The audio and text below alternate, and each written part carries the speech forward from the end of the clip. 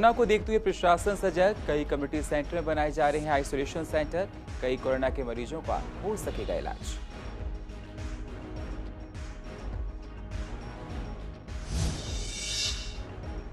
EDMC ने लिया बड़ा फैसला, हाउस टैक्स की डेट को आगे बढ़ाया। 31 जुलाई तक रिबेट के साथ भर सकेंगे हाउस टैक्स। इस बार भी निगम का टारगेट भी नहीं हुआ पूरा, कर्मचारियों को सैलरी देने में होंगी परेशानियां। कृष्णानगर में कोरोना की वजह से ठप हुआ कारोबार, बाजारों में नहीं है ग्राहक। कोरोना की वजह से लोगों में है दहशत, काम न होने की वजह से कई दुकानें हुई बंद। करावल नगर में ऑनलाइन नेटवर्किंग ठगी का मामला आया सामने। पेटीएम से निकले 1 लाख से ज्यादा रुपए। पुलिस मामले की तहकीकात में जुटी।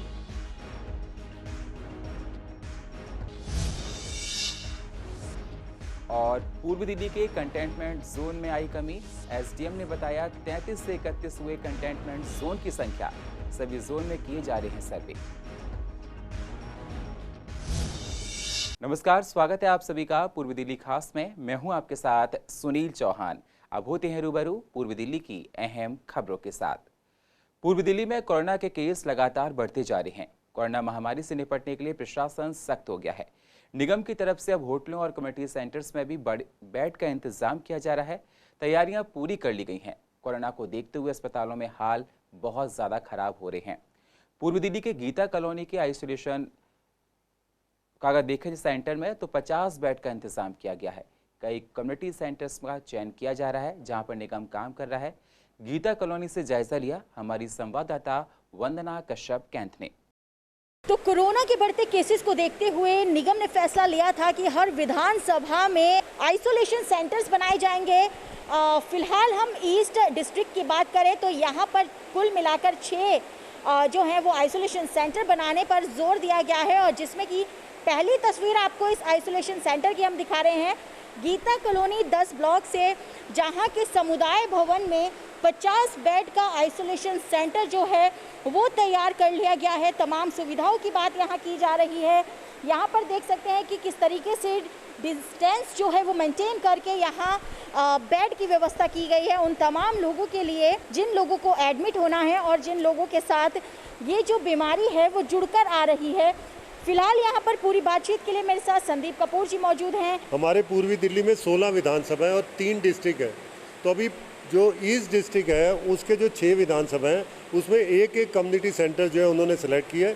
पूर्वी दिल्ली नगर निगम का साफ़ सफाई से लेके दवाइयों का छिड़काव, सिक्योरिटी, ये सारी सुविधाएं हम दे रहे हैं। उसके अलावा बिजली, पानी की व्यवस्था, शौचालयों की व्यवस्था पूर्वी दिल्ली नगर निगम कर रहा है।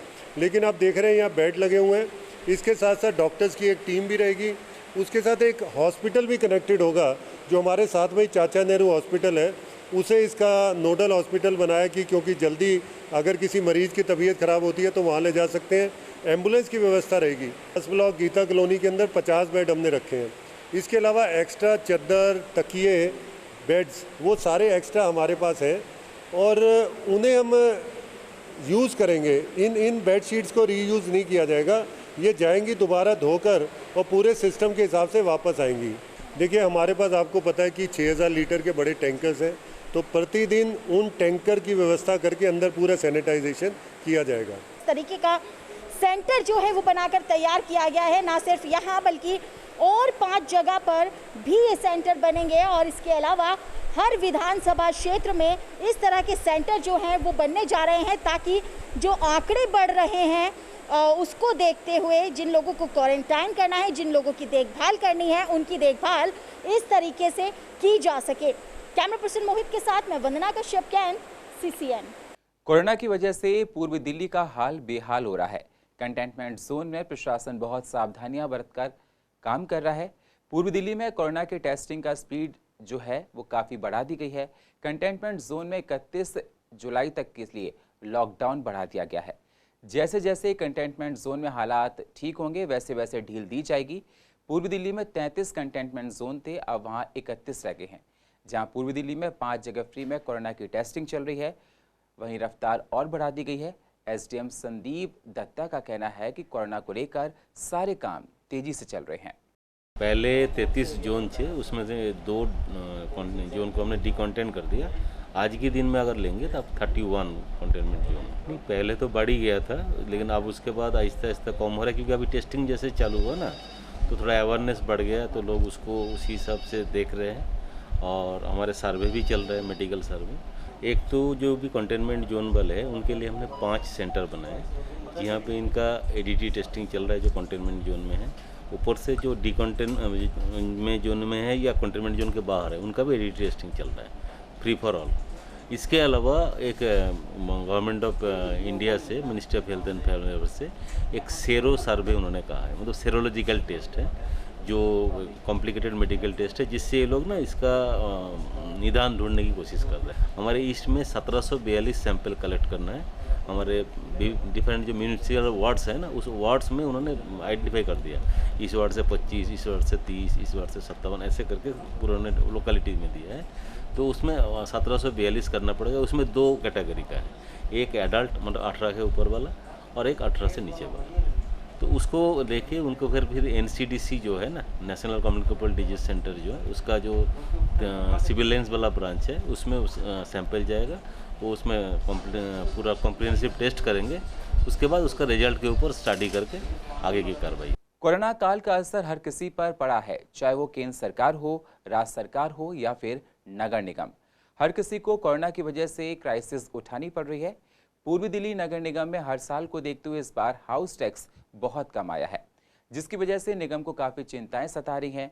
तभी निगम ने हाउस टैक्स की डेट को 31 जुलाई तक के लिए बढ़ा दिया है, जिससे से ज़्यादा हाउस टैक्स का कलेक्शन हो सके और निगम के कर्मचारियों को समय पर सैलरी मिल सके। निगम का कहना है कि दिल्ली सरकार की तरफ से हम लोगों को पैसा बिल्कुल नहीं मिल रहा है। तो निगम ने जो स्कीम है हाउस टैक्स के लिए उसे कंटिन्यू किया था और 30 तारीख आखिरी तारीख है, जो आज का दिन है। और ऐसे में आज तक के लिए ही सिर्फ रिबेट लोगों को मिली थी। और अब की क्या अपडेट है, कितना रेवेन्यू निगम के खाते में आ चुका है, किस तरीके का रिस्पॉन्स लोगों ने दिया है, इसकी जानकारी लेते हैं पूर्वी दिल्ली नगर निगम के मेयर। मेरे साथ निर्मल जैन जी मौजूद हैं। 20.5 करोड़ 20.5 करोड़ रुपया अब तक रेवेन्यू इकट्ठा हुआ है, जो कि जनरली हम 60 करोड़ हम इसको कर लेते थे। तो रेवेन्यू तो बहुत पीछे है, रेवेन्यू बिल्कुल हम ना के, लेकिन उम्मीद ये है कि हम इसको जो हमारी 30 जून तक रिबेट होती है प्रॉपर्टी टैक्स की, जिसमें हम 15% का डिस्काउंट देते हैं, ये बहुत बड़ी छूट होती है। तो उसको 30 जून से हम आगे बढ़ा करके उसको हम आगे करने जा रहे हैं। और उम्मीद ये है कि 31 जुलाई तक उम्मीद नॉर्थ और साउथ ने भी उनके जैसे उनके साथ में चलते हुए, तो हम लोग इसको 31 जुलाई तक करेंगे। और मैं जनता से अपील करता हूँ कि प्रॉपर्टी टैक्स का अपना तुरंत भुगतान करें, ताकि हमारी निगम की इस समय हमारी बड़ी माली हालत ख़राब है। हमने अभी तो अप्रैल की तनख्वाह मई में किसी तरीके से, और मई की तनख्वाह उसमें मई की तनख्वाह जून में, और जून की तनख्वाह में जुलाई में देनी है। तो इसके लिए मैं चाहता हूं कि हम सब लोग इसमें जुटें। पूरा हो पाएगा? निश्चित रूप से पड़ेगा, क्योंकि देखिए हमारा एक मकसद है जनता को सहायता करना। जनता की डिमांड भी आ रही है सब जगह से, क्योंकि पैसे का प्रबंध हर एक आदमी नहीं कर पा रहा, और लोग चाहते हैं कि हम अपना जो प्रॉपर्टी टैक्स का जो लायबिलिटी है उसको क्लियर करें। कि दिल्ली सरकार ने अभी तक, मैं आपकी जानकारी में बताना चाहता हूं कि 972 करोड़ रुपया करीब उन्होंने हमें प्लान हेड में देना था, और 600 कुछ करोड़ रुपया करीबन उन्होंने हमारे को बेसिक टैक्स असाइनमेंट होता है, जो ग्लोबल शेयर होता है, उसमें से हमारे करीबन 1600 कुछ करोड़, उसकी पहली किस्त हमारे को जून तक 440 करोड़ रुपया आनी थी, जो कि अभी तक मात्र 50 करोड़ हमें एजुकेशन के प्लान हेड में आई है, वो भी तनख्वाह बांटने हैं। तो बड़ी दुर्भाग्यपूर्ण स्थिति है। लगातार हमारे अफसर दिल्ली सरकार को अप्रोच कर रहे हैं। 30 जून आखिरी तारीख थी और अब इस तारीख को आगे बढ़ाने की कोशिशें, कवायद जो है वो तेज कर दी गई है। निगम द्वारा कहा जा रहा है कि 31 जुलाई तक इसको बढ़ाया जा सकता है, लेकिन अभी पूरी तरह से मोहर नहीं लग पाई। तो ऐसे में अगर सबसे बड़ा सवाल ये है कि रेवेन्यू नहीं आता और खासकर ये तारीख आगे नहीं बढ़ पाती, तो निगम के खाते में इतना भी पैसा बहुत मुश्किल से है कि वो बाकी एम्प्लॉयज को सैलरी दे पाएं। कैमरा पर्सन मोहित के साथ मैं वंदना कश्यप, कैंट, CCN। केंद्र सरकार ने 59 चाइनीज ऐप को बंद कर दिया है। ये ऐप गूगल प्ले स्टोर से भी हटा दिए गए हैं। चीन के लोगों ने जब से हमारे देश के सिपाहियों को मारा था, तब से देश की आवाम चाइनीज सामान के बहिष्कार को लेकर सड़कों पर उतर आई थी। पूर्व दिल्ली की आवाम ने कहा कि सरकार का यह फैसला बिल्कुल सही है, हम सभी लोग खुश हैं। अभी और भी चाइनीज सामान पर रोक लगनी चाहिए। ये फैसला बहुत पहले से सरकार को लेना चाहिए था। देखो, जो केंद्र सरकार ने जो निर्णय लिया है वो 100% सही लिया है। देश के हित के लिए, राष्ट्रीय हित के बारे में सोचते हुए, और जो 59 ऐप जो बंद किए हैं बहुत बढ़िया किए। टिकटॉक हो गया, और भी कई ऐप हैं जो ऐसे की बहुत अच्छे किए। चाइनीज़ पदार्थ अगर हिंदुस्तान में बिकना बंद हो जाएगा और इसकी चीज़ें प्रोजेक्ट और बंद होने जाएंगी तो चाइनीज़ की अपने आप कमर टूट जाएगी, चाइना वालों की, उसमें कोई दो राय नहीं है। आज मैं तो कहता हूँ सभी लोगों को एक प्रण ले लेना चाहिए हिंदुस्तान के अंदर कि कसम खा ले कि हमने चाइना का कोई भी सामान नहीं लेना, इसका बहिष्कार करना है। ये हमारे प्रधानमंत्री के अंदर एक सबसे अच्छे जो है कदमों में से एक कदम उठाया है। इसमें ये कदम बहुत पहले हो जाना चाहिए था। हमारी पहले की सरकारों ने चाइना को इतना रिलीफ देकर हमारी अर्थव्यवस्था को ख़त्म कर दिया, चीनी प्रोडक्ट को इतना बढ़ावा दिया कि वो हमारे बाज़ारों में छा गए। हमारी चीज़ें, हमारी फैक्ट्री, हमारी इंडस्ट्रियाँ बंद होने लग गई और हमारे देश में आर्थिक जितना भी हमारा पैसा था वो 30% यूजर हमारे यहाँ पर हैं इंडिया के अंदर, जो उसका यूज करते हैं उसका पैसा सारा चाइना खाता है और हमारा देश इस तरह से हमारी अर्थव्यवस्था पे बुरा असर पड़ रहा था। ये प्रधानमंत्री ने बहुत बड़े, और चाइना जो मुंह में राम बगल में छुरी, इंडिया के साथ कहता है व्यापार करूँगा, संबंध अच्छे करूँगा और करता उल्टा है। नहीं, बहुत अच्छा किया है। जो ये सारी ऐप ही क्या, सारी चीज़ चाइना की बंद होनी चाहिए, क्योंकि जो हमारे देश के साथ वो ये सब कुछ कर रहे हैं तो उनके साथ भी होना चाहिए और सारी ऐप बंद होनी चाहिए। बहुत अच्छा है। वैसे मैं तो खुद भी यूज़ नहीं करता था, पर आगे बच्चों के लिए अच्छा है। जो टिकटॉक पे ऐसे आजकल केसेस हो रहे हैं टिकटॉक की वजह से, वो अच्छा हुआ बंद हो गए हैं और आगे ये सारी ऐप बंद होनी चाहिए और इसका चाइनीज़ की जो भी प्रोडक्ट हैं वो इंडिया में पूरी तरह टोटली बैन होना चाहिए। वहीं टिकटॉक के स्टार्स का कहना है कि हम सरकार के इस फैसले का स्वागत करते हैं। फैसला बिल्कुल सही है। हम लोग अब दूसरे प्लेटफॉर्म पर जाकर अपना टैलेंट दिखाएंगे। हम सरकार के इस डिसीजन का समर्थन करते हैं। हम और प्लेटफॉर्म पर जाकर लोगों को एंटरटेन करेंगे। जी हाँ, मैंने भी सुना कि इंडियन गवर्नमेंट ने टिकटॉक को बैन कर दिया और उसके साथ 59 अदर ऐप्स भी कर दिया। तो मैं अपनी गवर्नमेंट के साथ हूँ क्योंकि उन्होंने कुछ सोच समझ कर ही ये स्टेप लिया होगा। देखिए, हम कलाकार हैं, मेरी टीम और मैं, हम सब कलाकार हैं। हमने आज तक टिकटॉक पे भी सिर्फ एक प्लेटफॉर्म यूज़ किया था, उसे यूज़ नहीं किया था। तो हमारे पास प्लेटफॉर्म बहुत सारे और भी हैं, हम वहाँ पर आएंगे, वहाँ पर लोगों को एंटरटेन करेंगे। जो टिकटॉक बैन किया गया है उसके लिए मेरा ये कहना है, टिकटॉक एक अच्छा प्लेटफॉर्म था नए बच्चों के लिए, उसमें नई नई क्वालिटीज़ आई। बाकी देश की जो राय है, सरकार की जो राय है, उसकी हम उसको सम्मान देते हैं। और दूसरा ये है कि 59 ऐप्स बनी हैं, उनको आप डिलीट कर रहे हैं, बैन कर रहे हैं। और भी तो चाइना की ऐप्स हैं, उनके बारे में सरकार की क्या राय है? इंडियन गवर्नमेंट ने बैन करा तो कुछ सोच समझ कर ही करा होगा।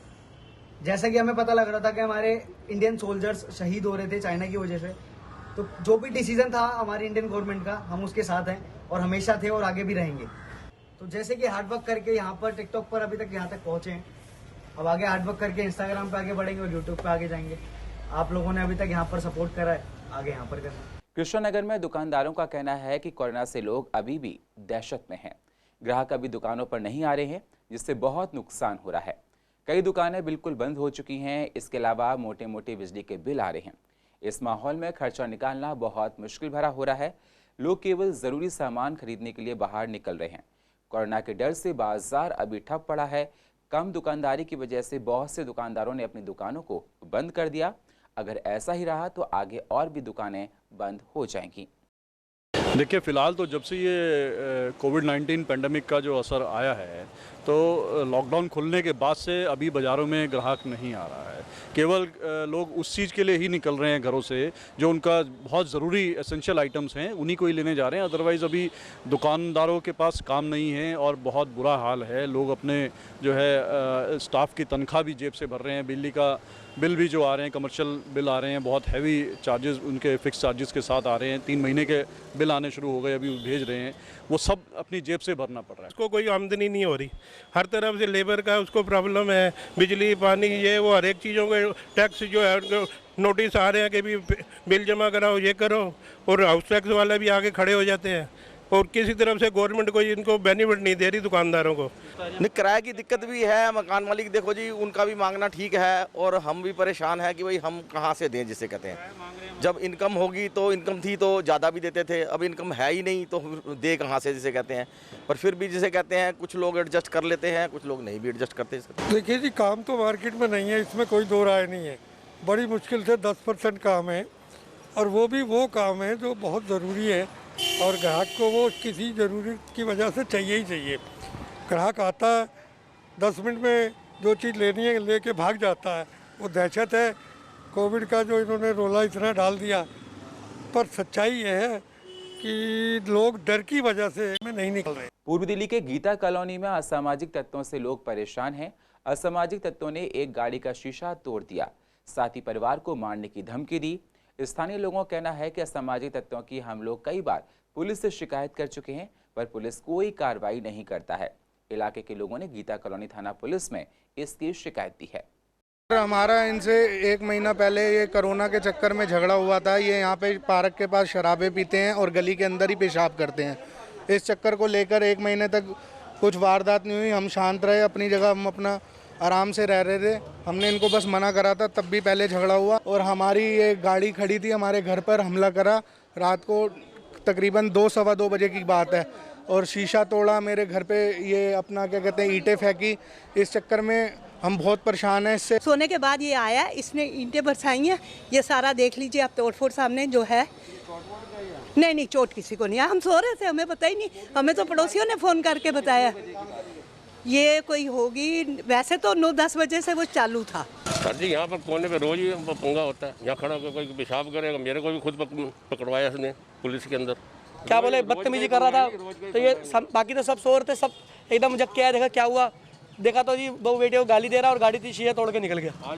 लॉकडाउन में नेटवर्किंग से ठगी करने वाले ठग आजकल सक्रिय हो गए हैं। ये ठग नेटवर्किंग के जरिए लोगों की गाड़ी कमाई के लाखों रुपए का चूना 2 मिनट में लगा देते हैं। एक ऐसी ठगी का मामला पूर्व दिल्ली के थाना करावल नगर इलाके से सामने आया है। जी हाँ, ये लोग अंकुर इनक्लेव में रहते हैं, जहां पीड़ित सुनीता यूनिवर्सिटी में जूनियर असिस्टेंट के पद पर कार्यरत हैं और अंकुर इनक्लेव में परिवार के साथ रहती हैं। इनके पेटीएम से 1 लाख रुपए निकाल लिए गए। करावल नगर पुलिस ने मामला दर्ज कर आगे की जांच शुरू कर दी है। सर, आइडिया सेलुलर से मेरे को फोन आया कस्टमर केयर से जी। मेरी जो सिम थी 3G थी, उसको 4G में अपग्रेड करने के लिए, तो उन्होंने कहा था कि 24 घंटे में आपकी सिम अपग्रेड हो जाएगी, आप ये मैसेज मैं आपको दे रहा हूँ, उसको फॉरवर्ड कर दीजिए। जैसे जैसे उन्होंने मुझे प्रोसीजर बताया, मैंने उसको फॉलो किया। उसके बाद थोड़ी देर बाद मेरा फ़ोन की जो नेटवर्क है वो सब बंद हो गया, सिम ब्लॉक हो गई। 24 घंटे वेट करने के बाद भी जब सिम नहीं चली, नंबर नहीं चला, मैंने थोड़ा और वेट किया। मैंने कहा चलो, जेन्युइन कॉल थी, आइडिया से आई थी, और थोड़ा वेट कर लेती हूँ, चल जाएगी। उसी नंबर पर मैंने कॉल बैक भी किया, वो नंबर नहीं मिला, क्योंकि मेरे फ़ोन से ना फ़ोन आ रहे थे ना जा रहे थे। किसी और फ़ोन से भी किया, नहीं मिला। फिर मैं पास की ही एक लोकल शॉप पे गई थी सर, सिम को अपग्रेड कराने के लिए। फिर मैंने उनको अपनी घटना भी बताई कि ऐसे ऐसे फ़ोन आया था, तो उन्होंने कहा ये फ्रॉड कॉल हो सकती है, आप अभी अपनी सिम अपग्रेड करा लीजिए। उन्होंने सिम अपग्रेड कर दी। नेक्स्ट डे जब मैं ATM गई तो वहाँ जाके मुझे पता चला कि मेरे अकाउंट में पैसे सारे निकाल लिए गए। कितने पैसे निकाले गए हैं सर? 1,10,900 रुपये। सर, मेरे फ़ोन की जब सिम उन्होंने ब्लॉक कर दिया, हैक कर दिया, स्वेप कर दी, कुछ भी कह सकते हैं, उसके बाद इन्होंने मेरा नंबर यूज़ किया जी, इसको उन्होंने अपग्रेड करा लिया। और उसके बाद ये अंदर घुस के मेरे अकाउंट में जैसे पेटीएम था, उसके थ्रू उन्होंने सारे ट्रांजैक्शन किए। उसके लिए उन्होंने मेरी ID चेंज कर दी, पासवर्ड चेंज कर दिया। ये सब बातें मुझे मेरी मेल से पता चली। जो में क्या है कि ये ट्रेजेडी होने के बाद में हम लोगों ने जो कंप्लेन वगैरह की थी, थाने में भी हम लोग गए हुए थे, तो वहाँ पर उन्होंने हमारी एक FIR रेडी करने के लिए हमें कम से कम उन्होंने 10 दिन का टाइम ले लिया एक FIR के लिए भी। हमारे साथ तो ऑलरेडी ट्रेजेडी हो चुकी थी, लेकिन उसके बावजूद मतलब जो वहाँ पर पुलिस कर्मचारी वगैरह थे, उन्होंने हमारा केस को लेने के लिए काफ़ी डिले कर दिया। है ना। काफ़ी डेली हमने चक्कर लगाए हैं, कभी वो कह देते हैं रीडर नहीं है, कभी कहते हैं आपका केस जिनको हैंड ओवर करा है वो नहीं है। तो मैं यही रिक्वेस्ट करना चाहता हूँ कि ऑलरेडी जिन इस चीज़ को फेस कर रहे हैं तो उनकी कंप्लेंट को थोड़ा अच्छे तरीके से मतलब और बहुत अच्छे तरीके से बिहेव करें उनके साथ, क्योंकि ऑलरेडी वो चीज़ से पीड़ित। अभी कुछ दिन पहले विश्वास नगर से 60 फुटा रोड पर पार्षद अंजू कमलकांत ने क्षेत्र की हरियाली को मेंटेन करने के लिए 100 पौधे लगाए थे। ये पौधे कुछ दिन हुए नहीं और सूख गए हैं। मौके पर जाकर जायजा लिया हमारे संवाददाता एरार चौधरी ने। पूर्वी दिल्ली के पूर्व में मेयर अंजू कमलकांत ने अपने कार्यकाल पूरे होने से एक दिन पहले विश्वास नगर 60 फुटा रोड पर लगभग 100 पौधे लगाने की बात कही गई थी। मैं उनकी ज़मीनी हकीकत दिखाता हूं कि मेरे सामने जो कुछ पेड़ लगे हुए हैं, लगभग 24 तारीख को यहाँ पेड़ लगाए गए थे। आज इनकी हालत ऐसी हो गई है कि बिल्कुल सूख चुके हैं। पेड़ बिल्कुल सूख चुका है, मर चुका है। इस रोड पर लगभग जितने भी पेड़ लगाए गए थे सबकी कंडीशन यही है। आगे एक पेड़ और है, वो भी लगभग एक हफ्ते के अंदर पेड़ की हालत ये हो चुकी है कि ना लगा पेड़ और लगा पेड़ एक बराबर है। पेड़ बिल्कुल सूख चुके हैं। इस रोड पर 100 पेड़ लगाने की जो बात कही गई थी, अभी लगभग पूरे 100 पेड़ लगे भी नहीं है। एक साइड अभी खाद पड़ी हुई है, उधर पेड़ अभी लगे भी नहीं है। एक आज ही पेड़ लगाया है, उसकी भी कंडीशन ऐसी है कि उसके पत्ते अभी तक सूखे पड़े हैं। सूखे पेड़ लगाए जा रहे हैं और पेड़ों की देखरेख करने के लिए यहाँ कोई मौजूद नहीं है। पूर्व मेयर ने कहा था कि इस रोड पर जो ये 100 पेड़ लगाए जा रहे हैं, अब मानसून का मौसम आ रहा है, मानसून के मौसम में पेड़ हरे भरे होंगे, लेकिन उन्होंने खास तौर पर कहा था कि जिम्मेदारी इस मार्केट की भी है कि इन पेड़ों का ध्यान रखा जाए। पर पेड़ों की कंडीशन देख के लगता तो नहीं है कि इन पेड़ों का ध्यान रखा जा रहा है। एक हफ्ते के अंदर पेड़ों का ये हाल है कि पेड़ बिल्कुल सूख चुके हैं। कैमरामैन नवीन के साथ एरार चौधरी, CCN। और पूर्व दिल्ली की अधिक जानकारी के लिए आप YouTube पर जाकर CCN को सब्सक्राइब करें और फ्रेश अपडेट लेते रहें। और फिलहाल पूर्व दिल्ली खास में इतना ही। बाकी खबरों के लिए आप बने रहिए CCN के साथ। तब तक के लिए नमस्कार।